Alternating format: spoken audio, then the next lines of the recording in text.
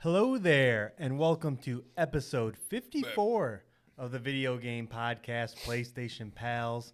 I'm your host, Nick, and I'm joined by the Delilah to my Henry, John. That might be the first time I have no idea what that's from. Yeah, that's I wanted to be Delilah confusing. to my Henry. It is a game you've played. Delilah and Henry. I could sit here and think about it, but it's probably going to embarrass me now. No, I don't think it will. It is Okay. Firewatch. Oh, yeah. Game's And I okay. intentionally went for a vague one this time. That game's okay. We'll talk. Yeah. We won't get into that, but We'll save that for our Fire Sprite or Firewatch retrospective. Yeah, exactly. So we're gonna get right into this show because Nintendo had to go and not cancel E3 or end E3. They had to extend it. Mhm. So this is how the show works. John and I both bring 3 things to talk about. It can be a video game we're playing. It can be a topic. It can be a news item. It can be an email to PlayStationPalsPod@gmail.com, a Twitter DM at PSPalsPod, or a comment on our YouTube page at PlayStation Pals. Any of those things, we feel like it, we bring it for a total of 6 things. And so, John, kick it off. What is our very first thing? Yeah, you thought E3 was over, didn't you? I You did. Whoops. Yeah, no. Think again. Nintendo, always has to be there in some respect, and so I believe just the day before they aired it yesterday, they said that hey, we're going to be having a direct. Stay tuned. We'll be highlighting all the games that we're going to have for the second half of the year, as they usually do. One thing I will say about Nintendo is they're very good with their release dates. They know their schedule. They usually hit their schedule, and there's usually a good amount of it. So, obviously, talk about the Nintendo Direct. There were some big announcements, some smaller stuff. In true PlayStation Pals fashion, we don't need to talk about everything. No. But, obviously, a couple of big things. So, 10 a.m. yesterday, we got, and I'm just going to start with the big announcements, Nick, and I'm not going to go through this item by item. Okay. Yeah, but go ahead. we'll just start with the heavy hitters. But we were shown a brand new 2D Mario game called Super Mario Bros. Wonder coming on October 20th, aka Spider-Man Day. Mm-hmm. And it looked pretty good. I mean, it's exactly what you would kind of expect with a 2D Mario game. We got a 2.5-minute trailer. Showed a slightly different art style. Obviously, it's going to be a little bit more vibrant, brighter colors and things like that. But, one thing, it looks like they changed the model of Mario, which it doesn't happen all that much. He looks a lot more expressive and things like that. But trailer was really just to kind of show off the main gimmick of the game, which is this Wonder Flower mechanic where... it's an item like you pick up in any other Mario game, but it looks like it kind of almost activates the world where things start to come alive. The green drain pipes that everybody knows, they start squirming around like inchworms and some, I'm sure all sorts of other crazy Nintendo magicness will happen when you do that stuff. But 4-player co-op like you would kind of expect with these kind of games. But I don't know. Any thoughts on this one, Nick? It's obviously the sequel to the new Super Mario series. Right. It has co-op. It seems a little bit more movement-based, which made me think a lot of your favorite game, Rayman Legends. That seems to be an inspiration here because every quick cut of this game is very fast. Like, he's not, like, just sticking around and just doing simple platforming. Mm-hmm. It's like you're riding a bunch of sheep at one point, you're skating, you're swimming through waterfalls. The gameplay itself seemed very fast. Yeah. And a game, like, obviously on nobody's radar and coming out and has a release date. The complaint that we've had of every one of these showcases is release dates, and Nintendo had release dates for pretty much everything almost. And it's funny, I watched Kinda Funny's reaction to this, and Greg Miller was on there, and we're a lot like Greg Miller. We're the PlayStation fans and everything, and he's like, this showcase is not for me.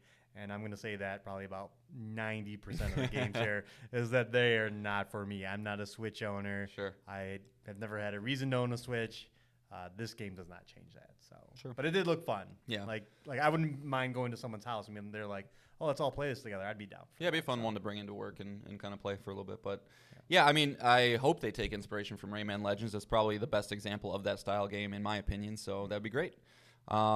Now, I know you just said, Nick, a lot of these games aren't for you, but I think this one is because it does harken back to little boy Nick probably playing on his grandma's couch, wrapped in plastic. Make sure he doesn't. In plastic. Yeah, all grandparents' couches are wrapped in plastic, so you don't pee on it. Make sure it stays nice and pristine. But I thought I was wrapped in plastic. I didn't know where we were going. Would you be wrapped in plastic? I don't know. All right. You know where you're going with this. What a weird thing to bring up. I would argue that most people know of the joke of old grandparents having their furniture wrapped in plastic. Why did they do that? I don't know. Why did they do that? Cleanliness is king. It's next to godliness, didn't you know? After we left, they unzip it all and it's fine. But then they're like, "Oh, company's coming." Yeah. Here come the grandkids. No, but we're getting. Nintendo decided they wanted to open up their remake catalog, and we're getting a full-on remake of the 1996 Super Nintendo game from Square. Super Mario RPG, which I never got to play, a little too advanced for me at that age. But, Nick, I know this was kind of a game that you enjoyed back in the day, so I'll just kind of let you take it away. I don't know really much about it at all. This is a turn-based RPG made by Square, so you kind of know the pedigree there, in which it took Mario and his friends and, just like any temple RPG, you kind of build a party, same thing here, but it was a very unique game. It has characters that are just unique to this game, like Mallow and Geno. But this let you fight alongside Peach and fight alongside Bowser. All these people made your party, and there was a new kind of third party that, again, hasn't been seen since this game that you fight in this. And, it is just a fully realized RPG set in the Super Mario universe. Like, you go to towns, you visit townspeople, you ride Yoshi. You visit the Yoshi Island and can have races there. That's cool. It's a really, really good game with one of the best video game soundtracks ever. And this came out afterwards that Yoko Shimomura is returning for this game to redo the music. That is probably my favorite thing. Like, I can't wait to hear the soundtrack for this. Yeah, you'll get your full orchestral version. Yeah, of it, exactly. Like they do. So yeah, it'll be great. But yeah, it doesn't seem like it just looks like a better looking, newer models.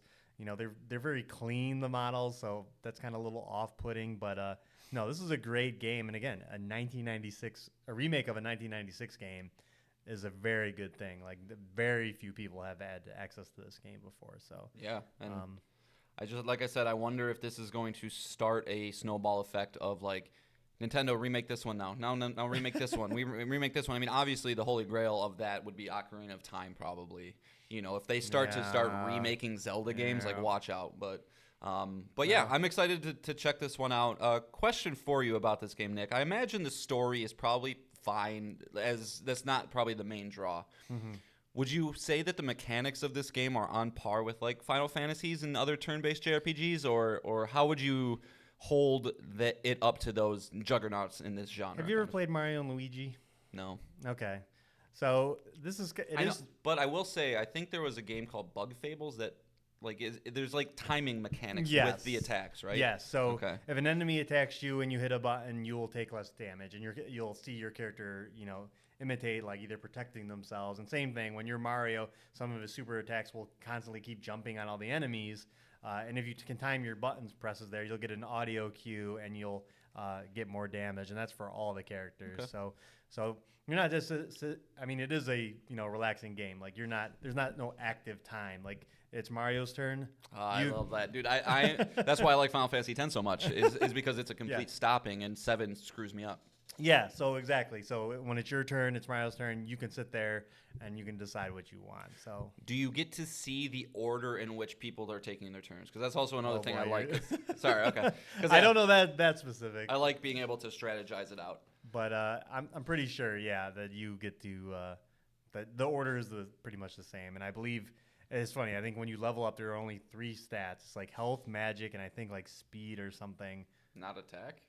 Or it might be attack. It might be it'd be health, attack, and magic. I think is the 3. So it's a game of the time, right? It wasn't very, like, advanced, but it was if you remember Donkey Kong 64, or not Donkey Kong 64, just Donkey Kong Country. It looked a lot like that. It was like had an extra processing power. It visually stood out. 96 for the Super Nintendo is very late. Yeah, Very late. Yeah.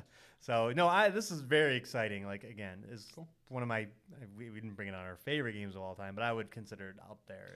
I bet if I played it, I probably would have snuck into the end. Yeah. If I had any affinity towards it. Yeah. So cool. All right. Well, those are the big 2 games, but just some other games that we got to see. Coming on October 6th, we are getting a sequel to Detective Pikachu, which probably means the movie's right behind as well, I would imagine. I got nothing to say about this one. That's a hard pass, John. Hard pass. All right. No, this one's not a hard pass, but we got confirmation that the already talked about Metal Gear Solid Volume 1 collection coming to Switch as well on October 24th. So just, if you're looking forward to those or just want to have those games to be able to play portable, which honestly, some of those games probably are pretty great to play portably at this date and age, just because, graphics don't matter and you can just kind of go with them. But you do have a remake for 3 coming. And you have a remake for 3 coming. All of them might get the remake treatment. So I don't know. If you haven't played them, of course, they're great games. Do you know if they've set a price for this yet? No, not that I'm aware of. I'm sure it's out there. Probably best 40. This would be my guess. Maybe 50. I don't know. They're putting 5 games in there, so they can milk it. But yeah. All right, and then next up we got November 6th. Zany party game WarioWare Move It, where they just showed a lot of sexually suggestive, hand gestures that you would do, where you like dry your towel off and you do this thing, and not for me. I feel like they're still trying to capture the Wii magic, and it's just really not there with the Switch, even though it has the same functionality. It's like people don't really want to disconnect their Joy-Cons, at least in my experience. But I don't think you can fault a game like WarioWare for anything more than it's just doing what it is. Yeah. So. And then we got a short trailer for Pikmin 4, kind of showing off the dog. What's his name? I know you know his name. Ochi. So that's still coming in July. And then it also noted that they're getting the HD remasters of Pikmin 1 and 2, which are available now, should you want to play those. Getting a remaster for Luigi's Mansion Dark Moon, which is the second Luigi's Mansion game. A weird one. They teased some sort of nebulous Princess Peach game, said it's coming out next year, but gave us no info about it. Just a really weird way to do that. And then the only other thing I really wanted to mention, Nick, is that they're bringing Vampire Survivors to Switch finally with some couch co-op. Game's fun, but it wears pretty thin quickly. So yeah, I mean, that's about it. There's some other games here or there. If you're into cozy farming games, go check out some other stuff. I didn't bring those here because those don't really interest me at all. No. And some other, I don't know, I would AA to B tier JRPG games, Star Ocean and things like that. But what about the Batman Arkham trilogy? The 15-year-old Batman Arkham Asylum? Yeah, they're bringing those 3 to the Switch as well. So ridiculous. I guess if you are a weird child that has only ever owned a Switch and you've wanted to play these games and you have no access to anything, sure.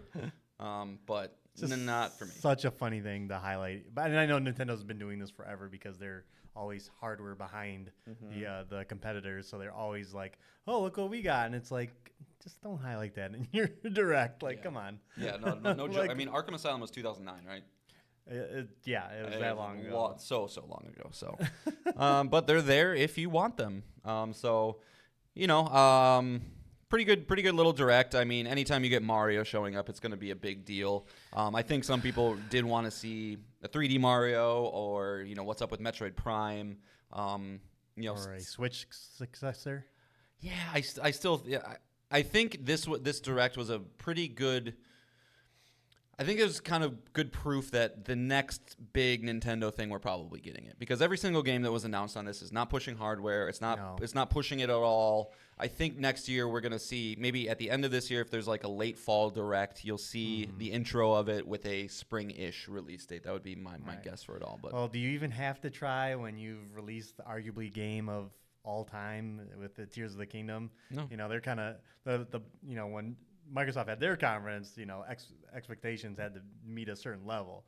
With Nintendo, it's probably the lowest level of expectations you had to meet, because it's like, oh yeah, you just gave us this amazing game that's going to be game of the year, so we'll let you slide. But I'm surprised how high people are on it. But on the direct, yeah, yeah. I guess if you're into 2D Mario, Yeah, I mean, I could stay here for an hour and just talk about the history of Nintendo and how they've done things differently, but also in genius ways throughout their 40-year history in video games. Obviously, they're a much older company than that, but yeah. So, there's Nintendo stuff.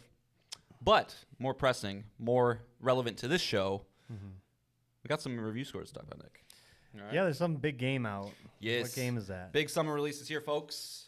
7 years after we received the last numbered entry into the Final Fantasy trilogy, we finally get to get our hands on Final Fantasy 16. After we got treated with a short demo that leads into the main game, save transfers over, all that good stuff. But we got to our review scores. We kind of know what everybody out there is thinking. Yep. And I don't think it'll be a surprise. It's awesome. Yeah. Anybody who played the demo, I think you kind of could see that the quality of this game was there front to back, top to bottom, all that good stuff. Currently, it's sitting at an 89 on OpenCritic with a 94% of critics recommending, which ranks it in the 99th percentile of video games, so pretty good. Yeah. IGN gave it a 9. 5 reviews out of 91 were under a 9, so I'm sorry, we're under an nope, I misspoke. 5 reviews were under a 9. That can't be right. I think I mistyped. I'm gonna live check that once Nick starts talking about things. But 20 perfect review scores, 20 10 out of 10s, 5 out of 5s, whatever you want to call it. And it did have a couple dips. I mean, Metro Game Central gave it a 6 out of 10. Eurogamer gave it a 3 out of 5. But just to read a couple of blurbs from some of these outlets, Final Fantasy 16 is an outstanding achievement. Every part of it, from its characters to its combat, was put there with a purpose. Not only does it deliver satisfyingly slick action RPG combat in between masterfully directed cutscenes, but also a story with real heart. Most importantly, it's incredibly clear that the team of creative individuals was behind every decision. There's a human element that permeates every aspect of Final Fantasy 16, and it'll end up becoming a lot of people's favorite Final Fantasy because of that. And I wanted to highlight that one because I really like what they had to say about it's incredibly clear that the team of creatives kind of got to do what they wanted to do. Yeah. And I'm very curious to get my hands on the game to see if I can feel that as well, because I think that should be the way that all studios handle this kind of stuff.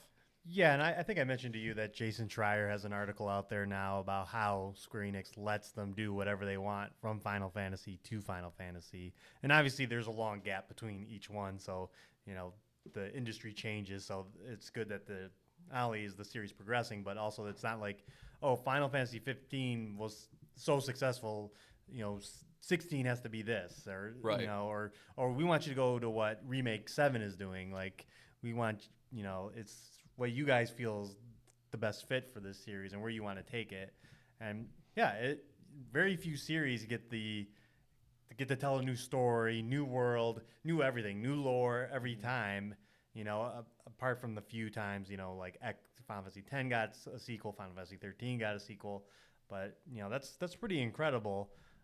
And yeah, it's good to see that the reviews are reflecting that it's something, better than 15, something new, something memorable, and people are hating on it, but that's to be expected. JRPGs are definitely not for everybody, Yeah. Like the Metro Gamer one, that's like it's long-winded and that just comes with the territory, It does, but also I would urge anybody who doesn't consider themselves big into JRPGs to still not look at this game through a JRPG lens. At least that's kind of what it seems like. It's like the action in this game is probably the shining star of it all, and it's very well done. Again, by the guy who did Devil May Cry, Ryoto Suzuki. We got his name. Thank you. But yeah, I think it is very interesting. This franchise, one of the most storied franchises in games, but when you do go back and think about it as a whole, it's like 1 through 10 were all turn-based standard JRPGs, and then they went in an MMO route, and then they kind of went back, and then they just did this full-in blown-up action thing, and that turns off a small section of people, but it's great that Square allows their developers to lead the charge in that, and that they don't have to put a square peg into a round hole trying to force them to do something because they think that it's just going to get a little bit more sales. So I think you see that kind of stuff get reflected in here, and it's great to see. But yeah, I mean, any other quick thoughts, Nick? I mean, I know you have it pre-ordered. You're probably picking it up after this. It is probably, if I check my phone, right. it's delivered at my house right now. So. That's right. So, yeah, I mean, so we'll be jumping feet first into it. You know, I kind of said since I've been seeing a lot of this, I think this is going to be one of the definitive Final Fantasies when people think of the greatest ones. And it seems like it's definitely going to take the crown of the modern Final Fantasies.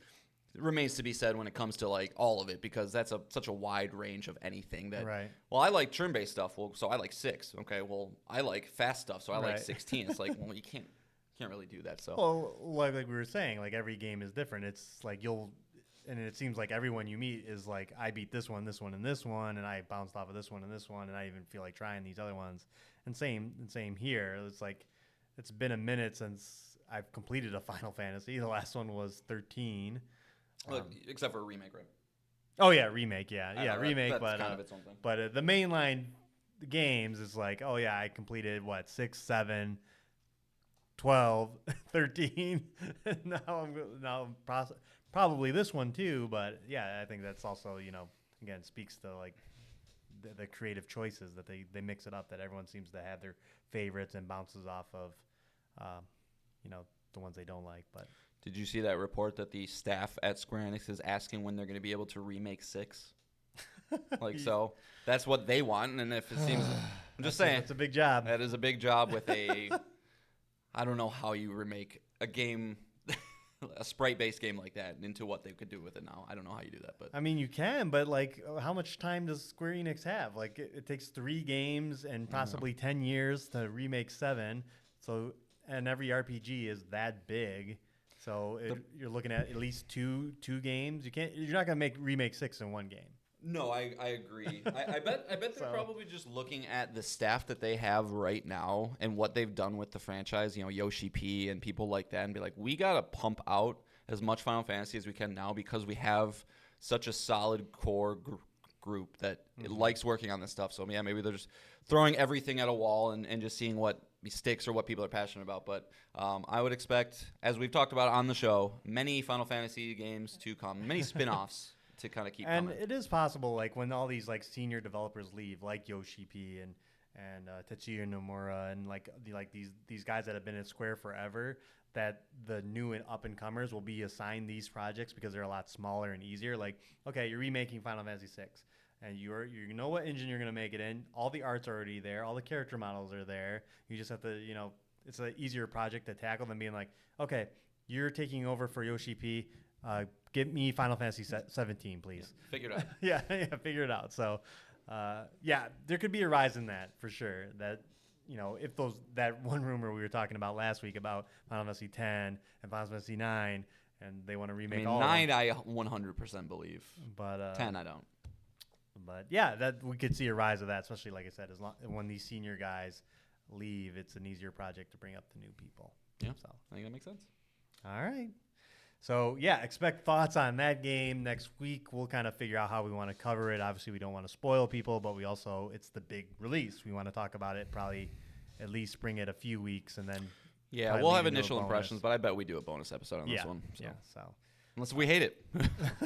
Who knows? Yeah, I'm selling my copy back. Yeah. It's horrible. But, all right. So let's move on into the third thing, and that is a rumor that has popped up. And as discussed about the Nintendo Direct, the Metal Gear Solid Collection Volume 1 is a thing, and that collects Metal Gear Solid 1 through 3, and then the NES versions, Metal Gear 1 and 2. But someone, Twitter user Nitroid, noticed that on their website, they have placeholders for Metal Gear Solid 4, 5, and Peace Walker. So Metal Gear Solid 4 came to PS3 all the way back in 2008. Metal Gear Solid 5 came to PS3, PS4 in 2015. And then Metal Gear Solid Peacemaker came... Peace Walker. I keep getting that confused. Peace Walker is a dumb name. I'm sorry. But Peacemaker is just on your brain because of DC. Yeah. That came to PSP in 2010. So IGN took this rumor, and then they confirmed with their own sources that this does, in fact, exist, that this is the plan. So, John, first off, Do you plan on getting Collection 1 at all? No, probably not Collection 1. But, okay, so what about Collection 2 for Volume 2? Probably. Yeah? Yeah, I mean, I've wanted to replay 4. I think everybody in the world who's played 4 wants to replay it. It's just, the poster child for Stranded games. This is the exact right package that I think they needed to have, those 3 games into it. But I've never gotten past the intro of 5. I've never touched Peace Walker. And maybe it's a way to kind of get a little more into this franchise. I mean, we brought Metal Gear Solid 1 was number 5 on our top 50 list, right? So Yeah. very, very, very iconic game. But I would be lying if I said that I've ever really been into this franchise. I respect it. Big idiot. Yeah, I know. But Kojima continues every day. He just annoys me more and more and more. So I feel like I'm less likely to play it, but also I do respect history and I respect this industry, so I should. But yeah, I would love to go back and check out 4. And just, I don't know, man. Like I said, I think I told you the other day, I was at a used video game store and they had Halo Master Chief Collection, which was 1, 2, 3, I think that's it, and Reach maybe. And it was for $4. And I was like, I'm probably never going to play this, but I can own all 4 of these. And that's just how I am. So, if I don't I'm not going to probably get this when it releases, but definitely at some point I probably would like to have them just to be like, yeah, I own all the Metal Gears. That's the collector in me, the guy that still collects Criterion movies and things like physical media. So I'd get it more for that than to just play them. Sure. This is interesting because Metal Gear Solid 1 through 3 and Metal Gear 1 and 2 are very playable right now. Yeah. Like they're playable everywhere. And MGS5 is also very playable at this point because it is, it's on PS4. So we have us as PS5 users, I can play Metal Gear Solid 5 whenever I want. Yep. The Phantom Pain. But MGS4 is landlocked to the PS3. That game, never has come out on any other consoles. I hear it was again, a lot of games developed for the PS3 because it had the Cell. Yep, the Cell. The cell processor chipset. Architecture thing, and what I guess that cause was every game was developed a little bit differently. Yeah, exactly. It was just wild. It was a pain in the ass. I wish Konami would put in the work to bring it to other platforms, but they didn't. And I think this should all be just one giant collection, which it should be. I guarantee it'll be expensive, but when the second one drops, I guarantee there'll be a package for $100 for all. Yeah, but both games both packages separately combined. Not It should all be just one package. But yeah, so the Metal Gear Solid 4 is the big one. You're right. That is the game. Like if that will interest most people, without a doubt, because like I said, that's the one you just cannot play anywhere else. So if this is in fact true, it'll probably do much better than Volume 1 because everyone wants to go play Metal Gear Solid 4. It's interesting, though, because 1, 2, and 3 are those are the big ones still. Yeah. But like I said, you can play those anywhere. You can play those on PC and other places, but again, MGS4 are nowhere to be found. And this is an incredible game, too. Perfect 10 from IGN. The Octo Camo suit was such a neat thing. Yeah. And it's the most visceral memory I have of playing through anything Metal Gear Solid related is from 4 when he's crawling through the microwave. Whatever that Spoilers. is.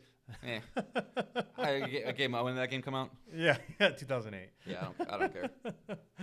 But it's I'd be curious to go back to see if I still, because that was such a culmination of Metal Gear, and I was such a big Metal Gear fan at the time that I'm not gonna lie, that game brought me to tears. I was so the ending or just at different points throughout. Different points throughout, because it was just like bringing back a lot of characters, and then the ending, Snake getting old because his body's degenerating, and now I can relate to that more just because I'm older, and my body feels like shit more often.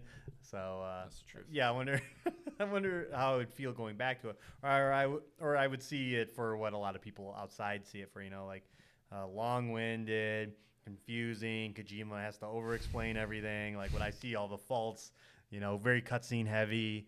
Yeah. So it would be interesting just to go back to the kind of, would my nostalgia hold up for that game? I think it would, because you're involved. I think it's just, are you into this universe or not?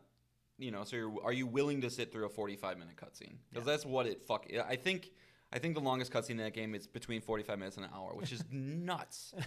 But I also remember, as somebody who never played 1, never played 3, I had only beaten 2. I got through this whole game and I liked it a lot. So, But I don't really remember why. I remember really liking the mechanics of the weapons and going to the shopkeeper with his monkey and doing all the modifications to the guns. And I remember really liking that, but I don't have any memories of really what the narrative fucking was, and really much of just the moment to moment of it. So I probably pending any high price points, I'll probably get the second one just for that, just for 4. Yeah, and you haven't played 5 either. And I would highly recommend going through 5. 5 is very, very, very good. Yeah, time. So, yeah. Yes. yes. Yeah. So, speaking of time, we can just go right into the next topic. Yeah. Because there's a lot of games that are vying for our time, isn't there? Yeah. So buckle up. So, Nick, I'm gonna name this. I'm naming this segment. Okay. And okay. So what I want to do is, every once in a while, I don't know if we want to start doing it quarterly or bi-yearly. Go through the big release dates for the second half of the year, fourth quarter of the year, whatever we decide. But at least for right now, we're going to be talking about fall, winter 2023. Do you remember back last year when we did the show, we would do it monthly? Yeah. Okay. Yeah, we can't do that. That's silly. But I'm titling this show. Topics are drying up. You might be reaching for the monthly. So we're just going to do monthly of after already doing this. Be like, all right, we're talking about September, guys. So I'm titling this, Gimme Dat, or You Sure About That? So what I want to do is I want to up to 2 each.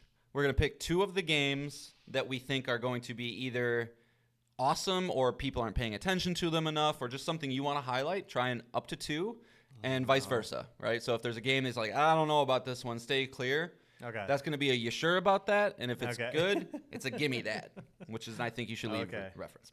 So we're going to start in July. And starting off on July 14th. Oh, we're going to go through each one. Oh, we're going through each one. Oh, and to keep this as short as possible and not get too long-winded, feel free to do it's a hard pass, right? It's a hard pass thing. Okay. All right. So Exoprimal coming July 14th from Capcom Games, coming to all current gen consoles. Anything about it? No. We know how I feel. You sure about that? You sure about? No. You can only pick 2 of those. Is that are you sure about? Oh, that? I'm saying it's so. If not for everyone. Okay, so if I say you're sure about, that's my worst pick. Correct. So I currently have 1 You Sure About That and 2 Gimme Dads. Okay. Yep. All right. Putting you on the spot. I know you're gonna have to do this on the fly, but we'll get there. Okay. All right. Coming July 21st for Nintendo Switch, we're getting Pikmin 4. Coming on July 25th, coming to PlayStation 5, Windows PC, and Xbox Series X, we're getting Remnant 2.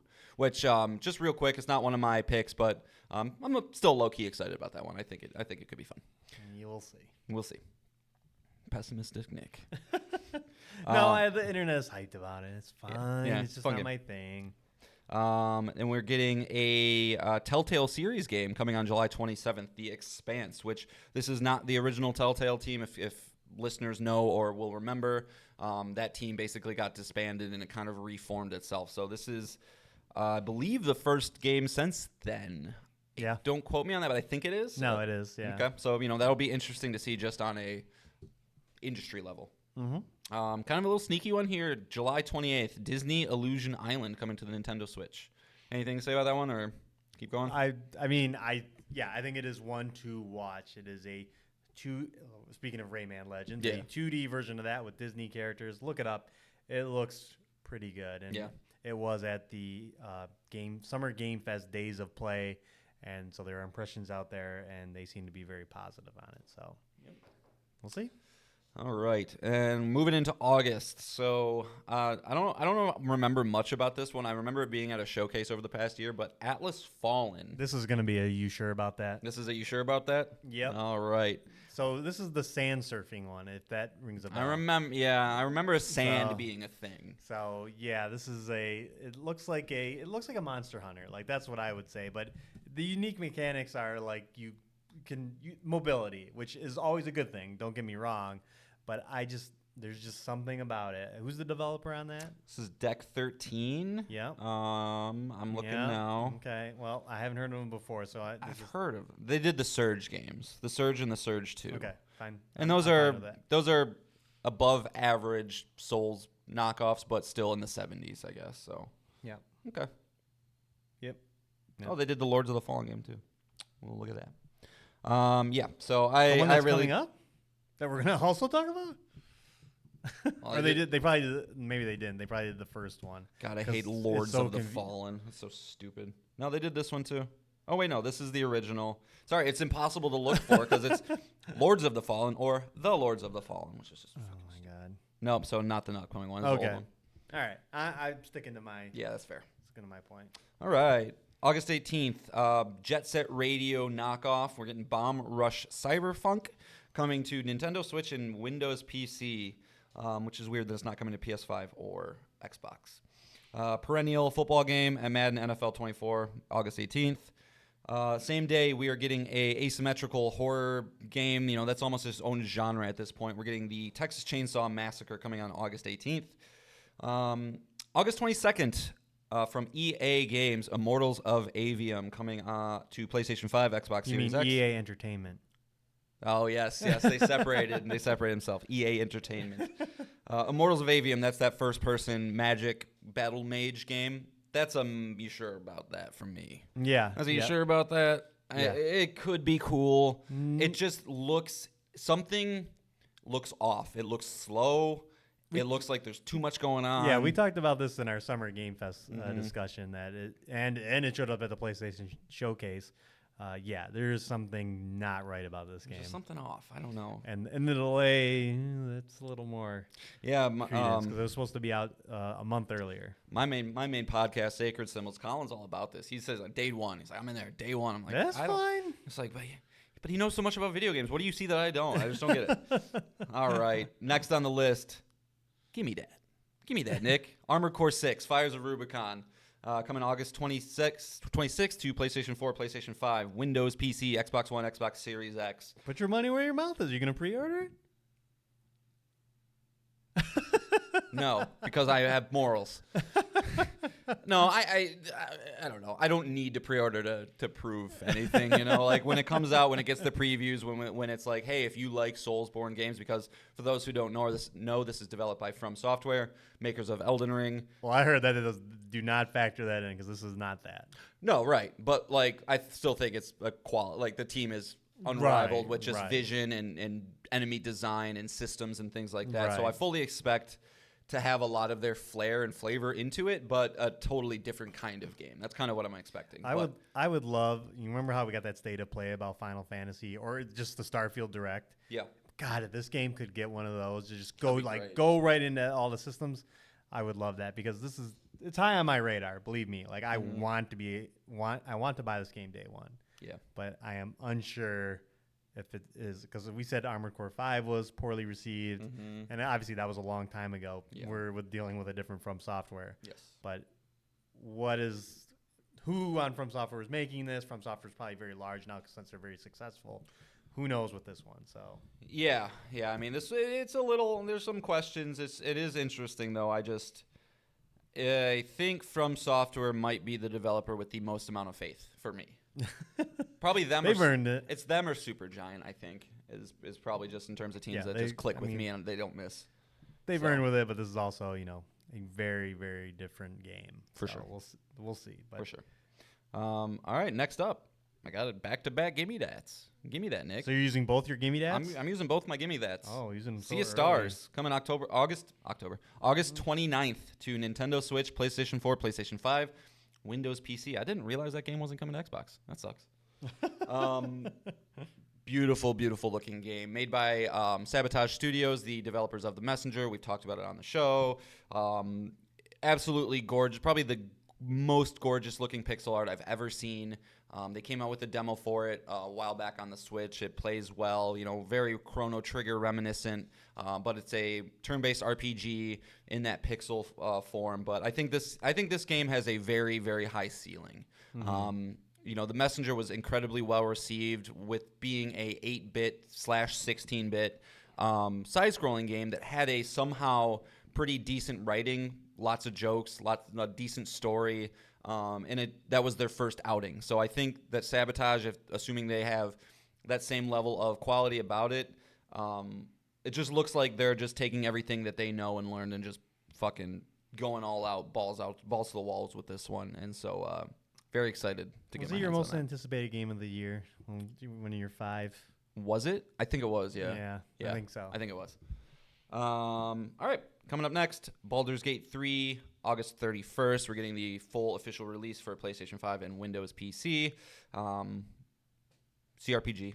Probably going to be great.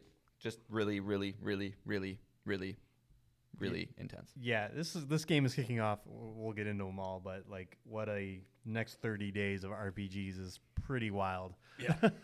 Yeah, well, and probably the biggest of all, though, is September 6th. Starfield finally comes to consoles and Windows. Well, sorry, to Xbox Series X and Windows PC. September 6th.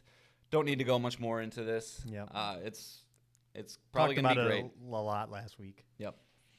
Sequel to the Nintendo Switch launch title Super Bomberman R. We're getting the second one of those coming on September 12th. Nintendo Switch, PlayStation 4, PlayStation 5, Windows PC, Xbox One, Xbox Series X. Bloodborne Impersonator, Lies of P coming on September 19th.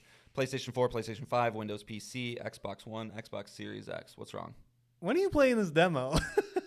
I played a little bit of it. It just immediately turned me off of it, and I didn't want to. You didn't say anything. Oh, I didn't? No, I just didn't like the way the combat felt. Oh, really? Yeah. It feels very similar to Blood. It's just so again, referencing Sacred Symbols, there's a co-host on there. His name's Dustin. He is just as much into FromSoft as I am, like probably more so. Okay. And he has the exact same problem. It's just like every time he tries a Souls knockoff, even though he knows it's high quality, even though he knows there's lots of good things about it, if it doesn't feel the exact way of things that we've like come to learn and love with FromSoft, it just doesn't, like, hey, this role doesn't feel right. I don't want to play it. I'm just gonna go play Elden Ring. You guys are such snobs. Yeah, it's just Elden Ring. Like, I would rather go play through Elden Ring again than play through something that it doesn't feel quite right. So we'll see. Look, I'm gonna post a hypothetical to you here. Yeah. If this game reviews very well, let's say 85 and above, yes, does that change anything? Yeah, I'll probably play it. Okay. Yeah. No, I'll probably play it. I mean, Neo is probably the greatest example of that. Those games were very well received. People like those a lot. Right. But, like, I didn't like that there was 3 different stances, and I didn't like having to modify that kind of stuff. I just like the core experience so much of what FromSoft does that, like, any little variance of that starts to throw me off. Now, yeah, if this game comes out, it reviews well, people start talking about, like, oh, there's a cool world here, cool enemy design. Right. If there's reasons to go through it that is more than just like hey, this is Bloodborne-esque, then yeah. Okay. But I don't know. We'll see. We'll see. I feel like I'm the only one that feels this way because a lot of people like the Pinocchio thing too. I don't really like the Pinocchio thing. Like, I don't. It really doesn't do anything for me either. Yeah. Like, don't really like it. But same day, huge release of the year. We're getting Mortal Kombat 1 coming to next-gen consoles as well as Nintendo Switch. Year of the fighting games, man. I mean, I don't know what else to say. Street Fighter 6 blew everybody's pants off. Tekken 8 still supposed to come out this year. Looks pretty good. So I think Mortal Kombat 1, from the people who have seen it, say it looks, more of what they expect. But I don't know. I still feel like this is going to – I have a feeling that this is going to come in third place of the major fighting games at the end of the year. I don't know.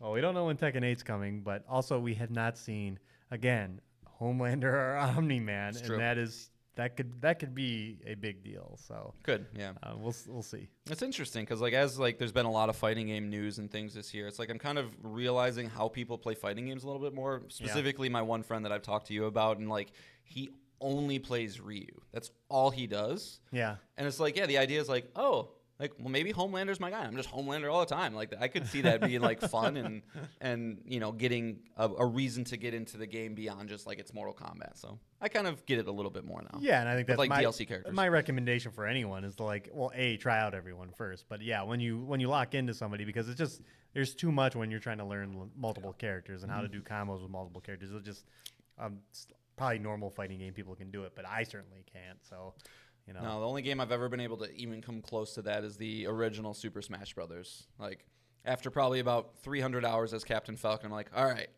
I feel like I know him so well, I can go to Pikachu. I learned Pikachu, and then I learned Ness, and I'm like, that's it. That's all I got space for. Right. All right, Nick, I know you're kind of sad you won't get to play this one. September 20th, coming to Xbox One, Xbox Series X, and Windows PC, Party Animals. It'll come to PlayStation. Yeah, if it's successful. Yeah, hopefully. I think it will. Yeah. I think regardless. And hopefully it'll be like a day-and-date game for PlayStation Plus Extra, because that would be great. I think It's the perfect kind of game for that. Because this is a Game Pass Day 1 game, so. Yeah, and it's a game that's going to thrive or die based on player base. Yeah, player base, and so yeah. But it's very party focused. Why can't I think of it? Fall Guys. Yeah. Reminds me of Fall Guys or Gang Beasts or Human Fall Flat, things like that. Yeah, looks great. All right, Nick, keep it in your pants. September 26th, getting that Cyberpunk DLC, Phantom Liberty. You give me that, or you? This is a huge gimme that. Gimme yeah, that. this Okay. is. Anything else to say? Yeah, no, not really. It's just I can't wait.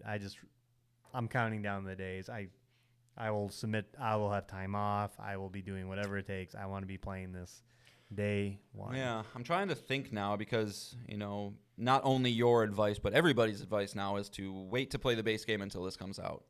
I'm like, it's definitely not enough time for me, 25 days from then to Spider-Man, but maybe it is. Maybe that's the day that I just jump into the whole thing, but not Phantom Liberty at that point. Not to get too aside, but the way you're going to consume Spider-Man 2 is going to be very tough on you, that you might want this palate cleanser. Right. Like, it's exactly. like I'm playing all day with my son, Spider-Man 2. At night, I'm going to Night City and letting off some steam. It's true.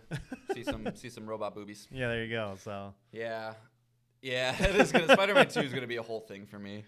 I'm gonna see it beaten before I get my hands on it. I'm gonna be looking at like, Levi, can I play this part? And he'll be like, no, Dad. I'm like, fine. it'll be a whole segment. I mean, because your son will be like, I want help with this, and you're gonna be like, I haven't played this yet. I know. I don't even know how to play Venom or the Venom abilities, the symbiote abilities, and you're gonna be like, you're on your own, man. Yeah, I mean, I think that his reading has been nuts the past like 2 months for whatever reason. Like all of a sudden he can sound out everything, which is really cool.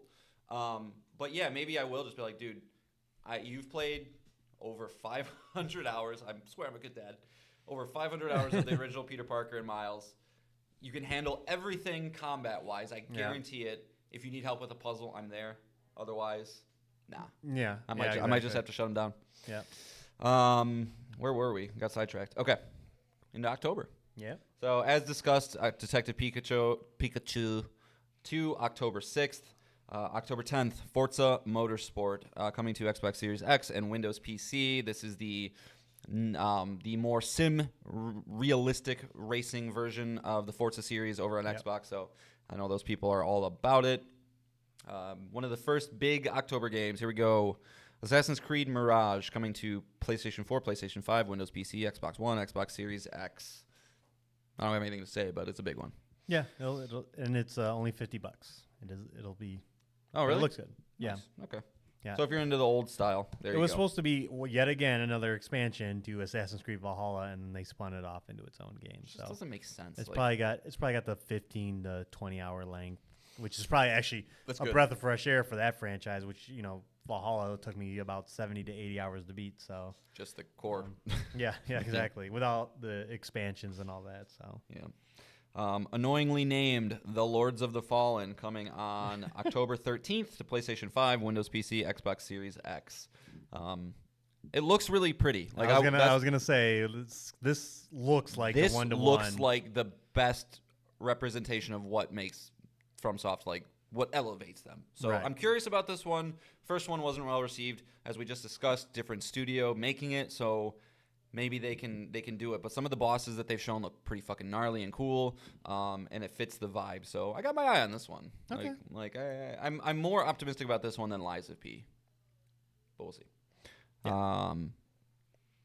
Potential spoiler cast game coming up here. Nick and I are currently watching the first version of this to try and make sure we got the story down so that we can go in fresh. Alan Wake 2 coming on October 17th. Next-gen consoles as well as PC.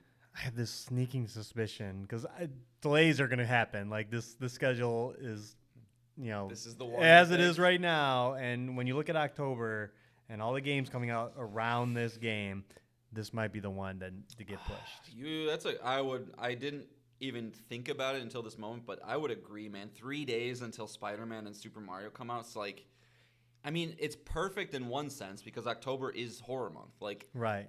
So maybe they stick with it to hit that as well as hope that, like, well, the Venn diagram of people who are, hopefully Right. it's not too. I mean, I want to play both, but So do I, but I could see them being like, let's just get out of October. Right. Have you ever bought 2 games that came out on the same day? I know it doesn't happen very often or within the same week. I'm sure I have, but I can't. I want to say I bought Dark Souls and Skyrim on the same day. Okay.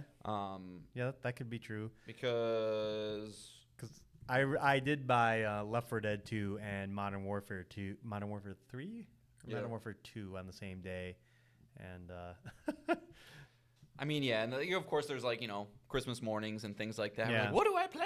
Ah. Yeah. But no, I'm too much of a cheap ass to spend $140. I think it was like in the on launch of the PS5, I had Miles Morales and Assassin's Creed Valhalla. That for sure. And Astrobot at the same time, but yeah, typically that does not happen. But what did I buy? I bought a whole bunch of shit. Yeah, I bought Call of Duty. Stupid. I have no self-control. All right. Again, as mentioned earlier, Vampire Survivors hitting the Nintendo Switch on October 17th. Super fun, super easy. Doesn't last long. Mm-hmm. Sequel to the weirdly popular / weirdly good Hot Wheels Unleashed. Coming on October 19th, Hot Wheels Unleashed 2 Turbocharged. Coming to basically every console, so I'm not going to list them. Yep. Biggest game of the fall for us, for sure. Marvel Spider-Man 2, October 20th. Yeah, that's a gimme that. Give me that. Yep. I will be consuming it on my own, so I will get to enjoy it. You're going to get so annoyed with me. You're going to be so annoyed with me when that game comes out. I'm going to be like, invite your son to work. We got to talk about the game. Yeah. You guys ready to hear from a 6-year-old on a podcast? It would actually probably be hilarious. It wouldn't, though, because he'd just be like, yeah. No. Yeah. And same day, as discussed, Super Mario Bros. Wonder. That'll be a good day for video game people. Yep. This one I'm curious to see how it's received because I thought that the preview / trailer they showed of this at the I don't know if it was Games Fest or Xbox. I think it was Game Fest. Looked pretty fucking good. And that's Cities Skylines 2 coming to PlayStation 5, Windows PC, and Xbox Series X on October 24th. And let me just make sure I won't play this game, but I'm just curious how it looks and how it's received because it looks pretty fucking good. There's no Sim City. It owns a genre that's pretty vacant outside of like Park Beyond, which just came out, and Jurassic Evolution 2. These more specific like little instances of building your own theme park or Jurassic World or whatever, but there's no city builders out there, and certainly not on console. I mean, you have more options on PC, but yeah, this is just going to run away with it. It's always really funny when you hear people who are into games like these talk about them because they go, "Did you see? I can manage the traffic flow." It's like, what? Hey, there's something inherently satisfying of watching a city you build come to life. I totally understand that. It's just really funny when they start talking about like the features and things. But who is this theoretical person you're talking about? I don't know. I think it was like a Reddit. It was like a Reddit comment. Oh, okay. Yeah. You can do this. All right, and then we're getting that Metal Gear Solid Master Collection Volume 1. I think I screwed up some words in order there, but I don't care. October 24th, Nintendo Switch, PlayStation 5, Windows PC, Xbox Series X. All right, almost done, Nick. Yep. You're doing great. November, Star Ocean, the second story R, coming to Nintendo Switch on November 2nd. That's one of the games that was shown in the Direct and that I didn't feel like mention. This is coming to PlayStation 2. Okay, well, yeah. Because they put the trailer on their YouTube, so. Okay. I think it's the same date, but don't quote me on that. If you're a JRPG nerd, like we are, then you can do it. November 3rd, WarioWare Move It, coming to Switch. We talked about that one. Here's one that I think is going to be kind of a sleeper success of the fall. Like a Dragon Gaiden, the man who erased his name. Coming to PlayStation 4, 5, Windows PC, Xbox One, Xbox Series X on November 9th. Did you also know this is a digital-only release? No. It is. Stupid. And the reason that I hate that is because that maybe tells me it's a smaller game than I thought, and like it's not going to get reviewed well. It's on my fantasy list. But it's a return. I don't think that takes a factor into this. I just think that's just the direction we're moving in. It sucks. Yeah, yep. And these smaller publishers, I mean, Sega's not a smaller publisher, but these smaller entries, I'm sure, like a Dragon, Infinite Wealth will get a full release, but not this one. Sorry. It's a slippery slope. Because it's a spin-off. It's so sad. All right. Because like a Dragon Ishin, I don't think got a physical release either. That's a good point. There you go. Yeah, that's a good point. Maybe this is more not a big deal as I thought. That's fair. Because like Burning Shores didn't get it's not one for one. That's a DLC versus like a spin-off. But yeah, okay. I would not say that reflects on the quality at all. Yeah. I think this will probably be It'll be good. It's a return of Kiryu Kazuma. People love him, and a return to the beat 'em up formula. So yeah. I don't know why I have Hogwarts Legacy for Switch here. Who cares? November 14th, if you do care. Persona 5 Tactica coming November 17th to basically everything. You giving this one a shot, Nick? You love those characters. I don't know, and they're really stretching the Persona 5. We're probably very, very far from Persona 6 now that we have Reload. Persona 3? No. Dave Re-Fantasio. Metaphor. Metaphor, yes. Yeah. Metaphor. I was looking for the first part.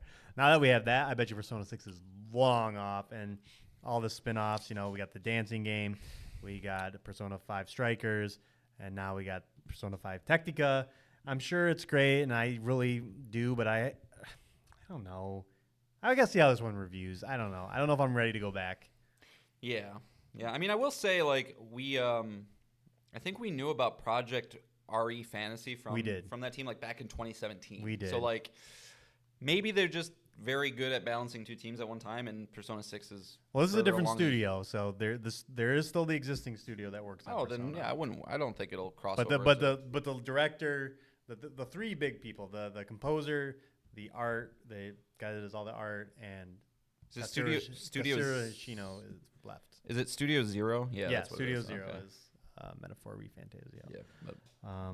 So I don't know. It's because there's also that Metal Slugs Tactics game. Yeah. And it has been a while since I've gotten into a tactics game, so it's nice to see that like some big releases for these. But I'll probably just see how it reviews. I don't know. Yeah. But all the Persona games, 5 spin-offs have all been hits. So could be. I'm interested. I mean, ever since my Into the Breach obsession, it's like I always perk up a little bit more with these than I used to. And I've tried to get into Mario and Rabbids. Like that's kind of been my other one that I like. And I played it for, I don't know. Did you ever try the XCOM games? Yeah, but a long time ago, so I should probably have to retry. But those have like permadeath and things, right? Yeah. It just stresses me out, that kind of stuff. Mario and Rabbids is a little easier to digest, but it's like I feel like with these, Into the Breach is just so digestible. And like as soon as I started going into this 3D plane and I'm moving characters around and I'm worrying about like action points for distance traveling and stuff, it's like, I don't know. I start to lose focus, so we'll see. Sure. We'll see. Okay. November 17th, same day, we're getting that Super Mario RPG remake, so that is another big day in video game land. And then 2 more here, Nick, for confirmed dates, and then we just have a couple unconfirmed dates. December 1st, Dragon Quest Monsters: The Dark Prince coming to Nintendo Switch. Seems like kind of a Pokemon-esque Dragon Quest thing. And then a big one coming in December. We don't get too many big releases in December, but I think those lines are getting a little bit more blurred than they used to be. That's Avatar: Frontiers of Pandora from Ubisoft coming to next-gen consoles on December 7th. Mm-hmm. Far Cry, basically. Avatar Far Cry. Yep, looks pretty good. Yep. And then so I'm just going to run through these real quick, Nick. Just smack me if, like, I don't know, you really want to talk about one of these. But these are... I'm looking through the list. Oh, sure. I can point out some good ones. Like Ghost Runner 2. That's big. Helldivers 2. Yep, Helldivers. Oh, yeah, that does not have a date yet, does it? No, it does not. Yeah, that's a good. Mina the Hollower. I know you're really hot on that one. That's from the Hollow Knight guys. Nope, from Yacht Club, Shovel Knight. Shovel Knight. Yep. Dang it. Yeah, not Team Cherry, sorry. Nope. Yeah, where's Silksong? Here, save your video game knowledge with throwing out the team that made Hollow Knight. There you go, Nick. I see through you. And let's see. I don't see anything. Oh, Sonic Superstars, which we talked about. Yeah. Doesn't have a date. And I think that's it for like the ones that I can see here. Is there any other ones you want to highlight? No, I mean, like, if you're into narrative things, The Wolf Among Us 2 might be kind of big. I am so curious about Skull and Bones, just to be a curious video game industry person. That is not this year. I don't think so either, but that's why I'm so curious about it. Like, that's the one that Singapore has funded or whatever, Hong Kong or something. Yep. So, Yep. But no, yeah, Meaning of the Hollower, Pacific Drive, which was that like weird looking thing that showed up at PlayStation, like you're driving a car through a forest. And Hollow Knight Silk Song, which we just need to get a date for. Yeah. But yeah, that's kind of the second half of the year. So we got a lot of those dates fleshed out, and pretty. I mean, remains to be seen, but I think when 10 years from now, 2023 will be in the same conversation as 1998, the same conversation as 2007. Yeah. Just as one of those monumental years where we were eating good with games, especially with how Final Fantasy 16 is now being received. Yeah, just a very consistent year with good releases throughout the whole year. Every quarter, heck, you could point at, big release, big release, big release. Mm-hmm. I'm shocked at how many games I've played already this year, and we're just getting started. So Yep. I'm halfway there. First couple months was Horror Alley. Middle of the year is RPG Land. Last half of the year is Spider-Man, Starfield, and Cyberpunk. Yeah, a lot of stuff. Good stuff. Yeah, and if more games hit, like I said, if Armored Core 6 is a big deal, if it is that From Software next big thing, then holy shit. Like exactly. that's the scary part is that the games you're not so sure about that could be like, oh, I guess I'm getting Armored Core 6. Maybe Alan Wake 2 is another classic, survival horror game. Maybe. Yeah, it was voted the most anticipated game of Summer Game Fest. So, crazy. But again, yeah, we'll definitely be talking about them all as these things come up. But yeah, no, I'm excited. So let's move on. I wanted to talk about video game editions. This seems to be a new trend that's coming up to where, in fact, I asked John to tell me a game that only had one version of it releasing, and it was a trick question because there isn't one. They all have deluxe editions, premium editions, ultimate editions. And what really started this was Street Fighter and Diablo 4 both had an ultimate edition. Street Fighter 6 had an ultimate edition for $105. Diablo 4 had an ultimate edition for $100. That got you 5-day early access to the game. And every release, if you're looking at... That's all it gave you? Well, I'll give you in-game stuff, but that's the highlight, right? Bullshit. It gave you bullshit. Right? Okay. Like, usually they'll give you this. They give you access to season passes. Mm-hmm. That's typical. Like, all the deluxe editions are usually just pre-ordering season passes. That seems to be the thing, or other little cosmetics here and there. But I'm just gonna list like some of the big offenders. Starfield, big game, day one Game Pass. Do you want to play that 5 days early? No. $100. Okay. You gotta pay $100. That's if you want. Mortal Kombat 1 has a premium edition for $110. That'll get you all kinds of skins and access to their first season pass, which characters you don't even know about yet. And Avatar: Frontiers of Pandora has an ultimate edition of $130. Ubisoft is the worst one with these. Yep. Which also does the same thing, but Lords of the Fallen, Alan Wake 2, Armored Core 6, Assassin's Creed Mirage, Spider-Man 2, Final Fantasy 16, the game that just came out, all have deluxe editions.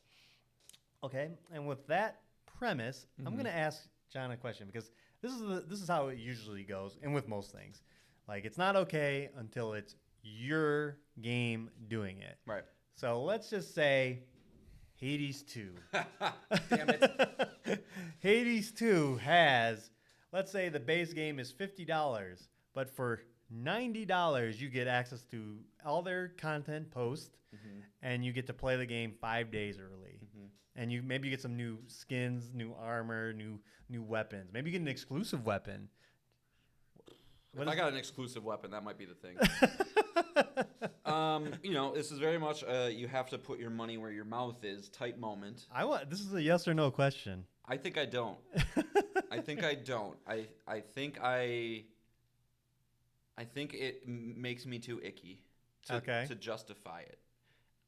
If I didn't have a family, I would definitely get it, I think. But just like... Okay, that's a good point. I have been able... Because the early access means nothing to you because the time You don't you don't know if you'll have the time to play. I'm gonna request maybe I'd request a day off to play it, but like I'm just gonna wait till I'll save the money. Right. I feel pretty confident in saying that. Immediately I thought, okay, Bloodborne 2. That'd be tough. Nier Automata 2. But I don't know, man. I think there's nuance to the question, right? It's like, what's the price? What am I getting for the price, right? Like if all those stars align in the game, of course. That's why I led with that. Yeah. That you might do it. I think the most I could ever go is $20 over standard price. Okay. Like anything over that, it's an automatic no, I think, for anything that you give me. Unless if we start to go down this path where they're like, hey, you can get a month early. It's like, what? If they continue to push that, because that's all it is. All they've done is they've just basically said, hey, our release date is going to be September 1st. Okay, we'll make it September 6th so we can sell it early for $50 for 5 days. That's all they're doing. Mm-hmm. And so, as long as we don't continue as consumers to send the wrong messages to these companies saying, hey, it's okay that you do that because I'll buy it. It's like when you ask me if I'm going to pre-order Armored Core 6. It's like, no, not really, because, I don't need to give them my money before I've seen what they're going to give me. Sure. Let me see what you're going to give me. And we live in an age where I can just go on my PlayStation and buy it immediately. We live in an age where scarcity isn't a thing. Yeah, scarcity is not a thing. So I am one of those people that is like, no, it's just gross business practice, man. And I don't think you should exploit people like that because video game fans are some of the most impulsive people out there. But so it's hard that it usually comes across as nefarious, right? But I think I can resist because I'll just play Tears of the Kingdom for a little bit. So you brought up the early access thing, and I do think you're right that it is so predatory. Yeah, it's the worst. That the game's ready to go, but if you pay extra money, we'll give you early access to it. And maybe in some games it might be beneficial, right? Like a big online release. I could see Diablo that being like a big online maybe release. It's like thing. We scatter it out before, but yeah, it's like most people, we've been waiting years for Spider-Man 2. If we could get 5-day head start on Spider-Man 2, it's I understand people maybe wanting to do that. They've waited so long, that they're just going to pay the extra price so they can just get in there early.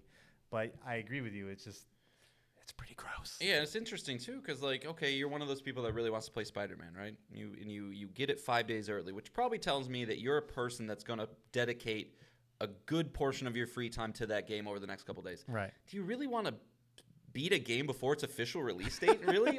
You know what I mean? There are people out there. So the type of game I think also would factor in. It's like a game like Hades that has a lot of replay value. Maybe it is a little bit something that I would want to jump in early because it really doesn't matter. But part of the fun is being around the discussion and the zeitgeist. And if you're like, hey, I bought the Spider-Man early, and you get to work or you get to your friend's house and you can't talk to them because they don't know. You're like, ugh.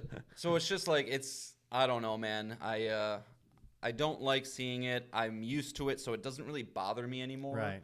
But I just wonder what's the next thing.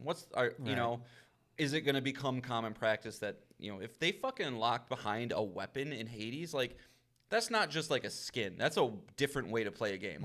If developers start doing that type of shit, that's going to get real sticky because if I know I'm missing out on a specific piece of content. And I shouldn't have worded it like that. No, none of these games are doing that, no, right? No. It's usually skins and all that stuff. So skins, season passes, and early access. Those are the three biggies, I think.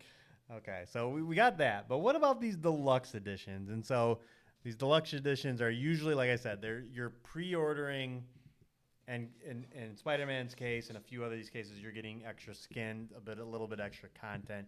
Sometimes there's exclusive side quests. They don't overall impact the story, but you get that. And then in Street Fighter 6 and some of these other games, it's just you're pre-ordering the season pass essentially. Yeah. You're placing your money where your mouth is on the content that's coming to the game at a later date. And you are getting the Spider-Man 2 Deluxe Edition. Yes. I don't want to. He looks so in shame. I feel like I'm being trapped in a corner. He's playing with his finger. I really got him because I caught him. It's for my son. and you know that. Yeah. You know that. And I'm in the Yeah. same boat. I got talked into it at GameStop when I got Street Fighter 6, which we'll talk about next. Yeah. They talked me into buying the deluxe edition because they pushed the benefits onto me, and then they really screwed me because those benefits mean nothing. The benefits specifically of Spider-Man 2 are the most focused thing to my son that I've ever seen. Like, he plays Spider-Man. I would Yeah. argue 90% of the reason he plays Spider-Man is just to unlock the next suit. That's all he does. Right. He unlocks the suits, restarts the game. Unlocks the suits, restarts the game. And so when you say there's 10 suits that you can't get, if you can't earn these, even if you want, if you're like, hey, you get this suit after you've played the game for 500 hours. I can't even do that. I just wanted him to watch a YouTube video if you didn't buy the suits and be like, I know- how did we get that suit? And you're going to be like, I don't know. Yes, you're exactly right. That's exactly what would happen. And he's getting smart. Like I said, he's starting to read. I can't manipulate him like I used Right. to. In good ways. I'm a good dad.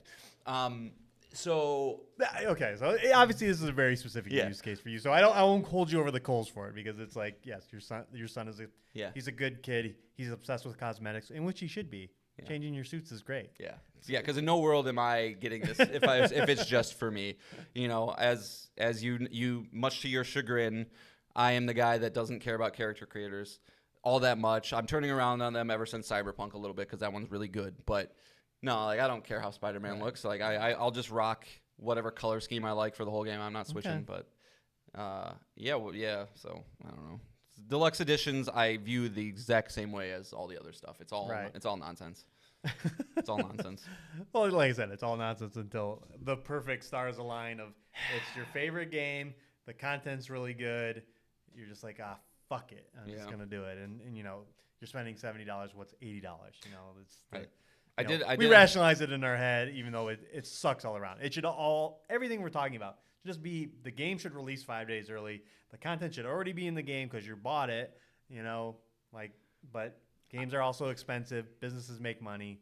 Here we are. I have a question for you, and this is not very on topic, but kind of is. So you mentioned games being like it should be content complete when the game comes out. What is your thought on releasing DLC a year and a half after the games come out? That's specifically talking about, I think it's Saints Row has like some DLC coming out in a couple months. And it's just like, is that like, to me, that's way shittier than like if they're like, hey, we're going to have DLC out in like 2 weeks. Because like, unless if your game is truly special, are you really going to want to boot that thing back up to go back into DLC that really doesn't, that you forgot the story about, you forgot how to play? I would rather have DLC like 2 weeks or 3 weeks or 4 weeks after, even though it's like, well, you're just using resources to do the DLC. It's like, yeah, but like it's a different vision. I don't know. What do you think? So we kind of we talked about this when they announced Burning Shores at the Game Awards, that you know, people will be like, you know, if it's a month later, they'll be like, why wasn't it in the main game? Yeah. You know, and then, you know, playing Burning Shores, 14 months later, it was like, I don't even remember how to play this game. I don't even remember where I was at. Yeah. You know. I like it. I just wish DLC didn't have that stigma about it. Right, and for people who played like say Phantom Liberty at launch, you're talking almost 3 years later not Phantom Liberty, Cyberpunk 2077. Phantom Liberty is coming out 3 years later.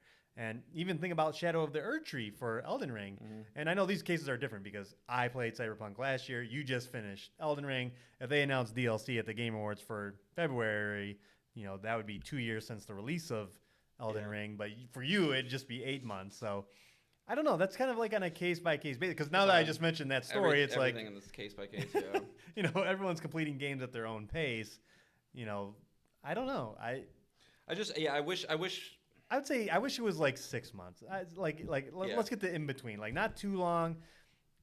I wish they would announce those plans at launch, not do what Ghost of Tsushima did and be like, oh hey, we have this whole multiplayer mode coming, like, and it's coming soon. And it's like, why didn't you say anything about this at launch? Like a lot of people probably got rid of their game and are like, huh, what happened? I think we did, or I did, or one of us did.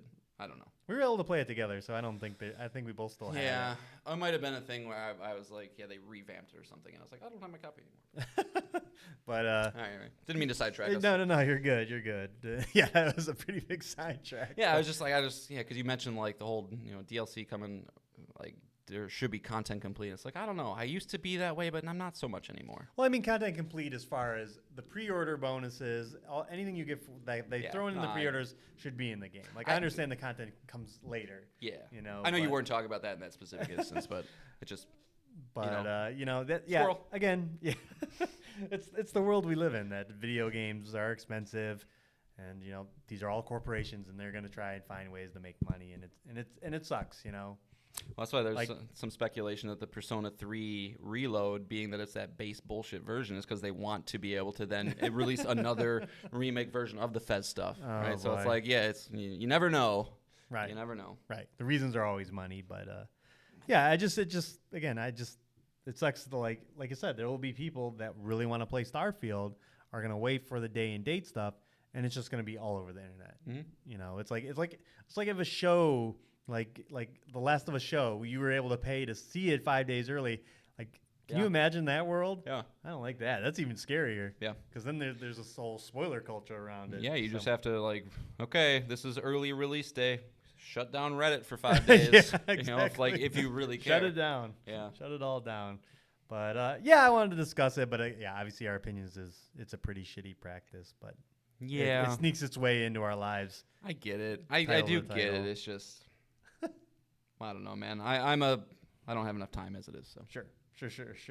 Well, all right, so yeah, man, we've had quite a show. So we're moving on to the final topic, into a game I've been playing. See ya. Yeah.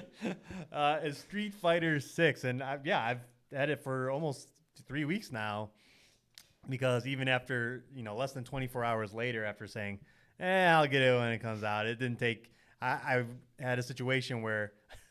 It was for the show. I was like, I need to find shirts for the show. Like, we're doing video podcasts. I need to go to places to look up shirts because the internet kind of sucks. And if you're listening and you know a good place for video game T-shirts, I would love to hear it. Where I'm not paying more than $20 a shirt. That's the key factor. You ever go to Redbubble?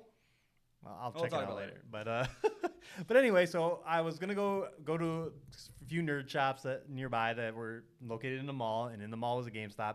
And I had finished Jedi Survivor, got the platinum. I'm like, I don't think I'm going to go back into this game. So, fuck it. I'll just go there, see how much money I get.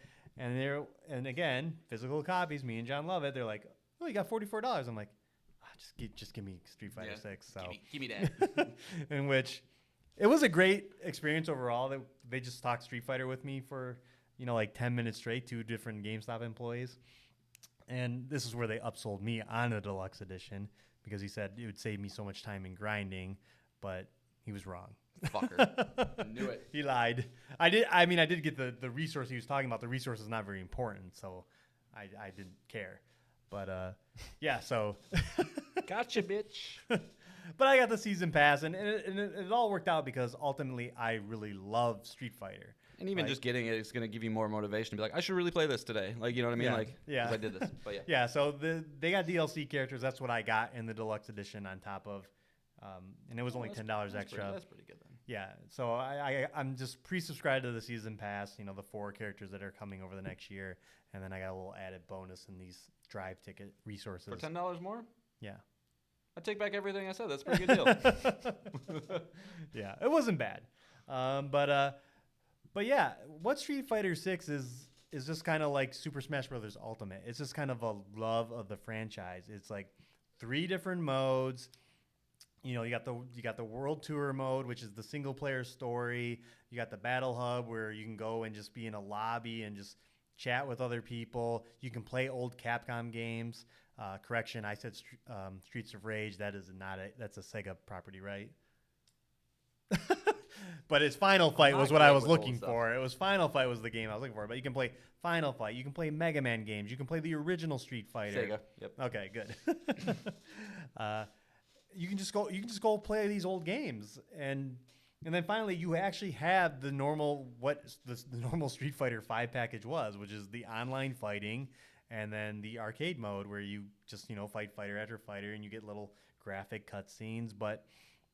Again, the game is just a love letter to Street Fighter. It's just there's all this art you're unlocking. There's all this music you're unlocking. You're unlocking these old games so you can play them anytime. And just as a package, it's great. It's a great foundation because, you can just tell they're going to be with this for years at a time. Like it's just, after this first season pass, these 4 characters come out, I guarantee they're going to go, this is the next 4 and this is the next 4. And then they're doing all these events and stuff like that. So the package itself is just fan-fucking-tastic. It's great. It is worth the price I paid for it, without a doubt. And as we talked about when we talked about just playing it like the demo and the beta, is that modern controls change everything. Like it removes one of the giant barriers of getting into this game. It's like I got to learn my character. I got to learn their basic moves, and make sure when the guy when my opponent does certain things that I'm hitting the right button combination to go into the move that I want to do. But with this, all the special moves are just triangle forward, triangle back forward, down triangle. Like it keeps it so simple that I'm actually really love playing the game as is. Yeah. So I do remember, the only fighting game I've ever took the time to really get good at is Super Smash Brothers, if you even consider that. But it's like I do remember. Well, if you play with items. God. What I do remember is my secret weapon was always trying to learn a couple, with Ultimate, trying to learn a couple, because what I realize is most people don't know how to fight against everybody. And truly learning the enemy's moveset is just as important as learning your own. So it's this weird aspect of fighting games that I feel like not a lot of people think of. And that's funny. That's my experience with ranked is I come up against a Ken, I'm like, got this. Yeah. No fucking problem. What he's gonna do. But then I come up against a Kimberly or a JP and I'm like, oh boy, when does this combo end? He's hitting me ranged from all the way over here? Yeah. Like how do I play this? How do I counteract this? What moves should I be doing? Should I be up in their face the whole time? So just having the modern controls just eliminate one section of the game that I have to worry about. Yeah. It'll just let me focus on my combos, their moves, and timing. Like that's great. Yep. And I recommend 100% that people just go play ranked, because what it will try to do is funnel you into Battle Hub, but there's no stopping anyone from coming to fight you in Battle Hub. So, and you don't know what their rank is. So you'll fight and get your ass handed. And same with casual. Like a master player can just hit the casual queue and queue up against anybody. Yeah, that's gross. Go play ranked. Like I started out as a rookie, which is the lowest you can be. Like I didn't even have a score. And I worked my way up to bronze, which I was very satisfied with. It was actually very fun. And I love what rank does. And I think Rocket League should do this too, is where you fight someone in a match, and whoever wins, you have the option to both rematch immediately. You don't go to a loading screen. You don't, boom, right back in the match. And you can do this to best of 3. So if you go, he wins the first one, you win the next one, and you keep rematching, you'll get it to that third final match. But if he wins 2, then it's over. You cannot rematch him. You can't keep going and going and going. You can do that in casual in Rocket League. You right. just can't do it in comp. Right. But you should be able to. If the match was good and the match was close. Right. And everyone's agreeing to it. Right. Why not? And so it's just a great satisfying feeling of both of you just hitting rematch immediately. It's just all right, we're going right back into it, because that fight was really good. It's like Marvel Snap. Yeah. I snapped you. I snapped you back. Yeah, exactly. And there's just a bunch of stuff like that is just quality of life. The commentator mode is just funny and silly to have live commentators that you can choose from. There's 8 different ones to choose from, and they just talk over your match like it's like you're playing at Evo or something. Yeah. There's just all these really. What the fuck is he doing? Yeah. I mean, they speak very generically usually, and they definitely know outside of character specials. Because they have names, apparently. I wasn't aware of that, but they'll say out the name that you're doing, the move you're doing. No, overall package. I'm having a good time. This is replacing. Me and John are competitive guys. We grew up with sports, and we don't really get that as an adult, right? We're not playing. Yep. Yeah. So I live vicariously through my kids. Yeah. So we go to video games to experience that, and I know it's not our primary driver for playing video games, as you know on this show. But every now and then, Rocket League slips in, or and Overwatch. And it was nice for this. This is replacing Rocket League. I think I am going to finally sunset Rocket League for myself, because it always comes back. I'll go months without playing it. Coward. That I'm enjoying playing this much, much more. And Yeah, it's great. It's got there's still the rage quitters, and in that battle hub, there's chat. So you know how that goes. Like everyone great. is just talking shit to each other. Like, Is there filter? Like, is it moderated at all? yeah, of course you can't say anything bad in there, but Sucks for you. fill in the blanks. I've never had anyone say anything to me in there, but no, also I mean you can't speak all your hate speech. Oh, Kidding. Yeah. When I'm playing fighting games, I let those expletives fly. But no, it's pretty dope. I'm getting a little burnt out on the world tour mode because the opponents they're boring. Yeah, they're boring.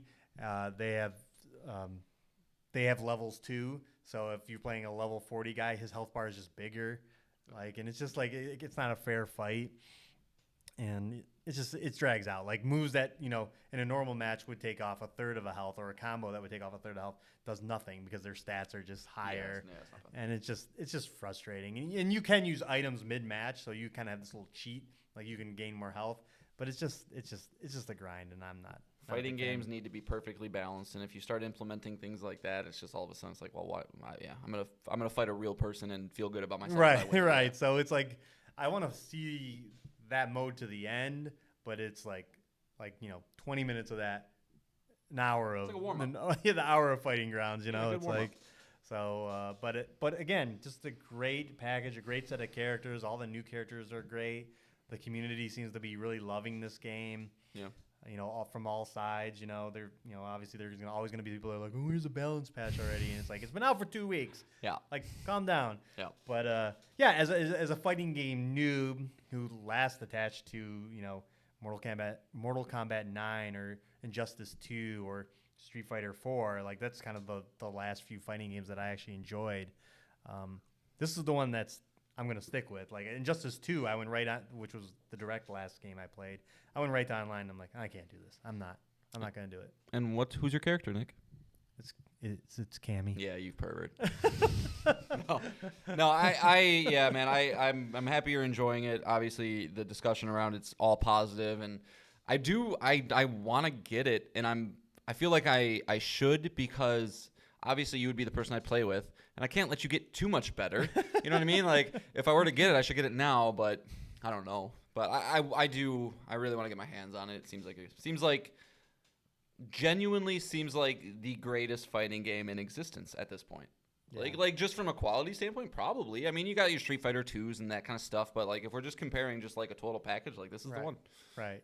And now, don't worry, I'll get tired of it. I'll take a break. Especially when Phantom Liberty comes out, I'll probably just let you borrow it, and you can just check it out. And then by Black Friday, it'll probably be $30. It'll be a $30 game. So, but no, it's awesome, and like common theme on the show, Capcom doesn't miss, and they don't. That's why I wonder about that Exo Primal score. We'll see. Yeah.